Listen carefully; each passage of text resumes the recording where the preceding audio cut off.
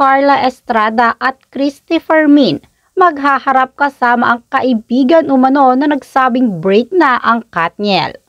Christy Fermin matapang na haharapin si Carla Estrada.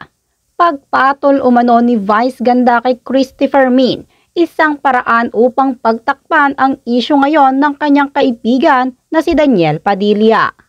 Hindi nakaligtas sa mapanuring obserbasyon ng netizens ang tila pagpatol o pagpaparinig ni Vice Ganda kay Christy Fermin. Ito ay matapos isiwalat ng showbiz columnist na talagang break na ang kaibigan niyang si Daniel Padilla at ang girlfriend nito na si Catherine Bernardo. Si Carla Estrada at Vice Ganda ay talagang malapit na magkaibigan, lalo na kay Daniel Padilla. Hinamon naman ni Christy Fermin ngayon si Carla na magharap-harap sila. Pinaninindigan ng batikang kolumnista at host na si Christy Fermin ang inihayag niya na galing mismo sa bibig ni Carla Estrada na hiwalay na ang anak nitong si Daniel Padilla at Catherine Bernardo at nadadamay na rin ngayon ang pangalan ni Vice Ganda.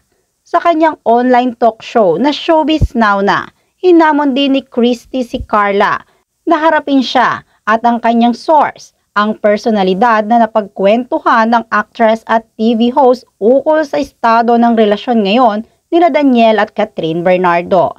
Sa pahayag ni Christy Fermin, hindi na ako makikipag-argumento pa.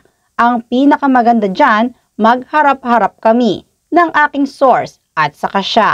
Magkita-kita kaming tatlo. Pagpapatuloy pa ni Christy Fermin, kaya sa panahong ito, hinahamon ko si Carla Estrada para malaman natin kung sino ang nagsasabi ng katotohanan at kung sino ang nag-iimbento lang. Tatlo tayong magharap-harap. Matatangdaang kasabay ng pagbibiro ni Vice Ganda ay ang mga isiniwalat ng showbiz columnist na si Christy Fermin patungkol sa kaibigan ni Vice na si Daniel Padilla. Pagtatanong pa nga ni Christy Fermin, sino sa mga sources na pinagsabihan niya na naghiwalay ang anak niya at si Catherine ang kanyang naiisip na nakapagparating sa akin ng mensahe. Sa ngayon, ang hindi niya malaman sino sa mga sources o sino sa mga kaibigan niyang pinagsabihan ang nakapagparating sa atin ng kwento.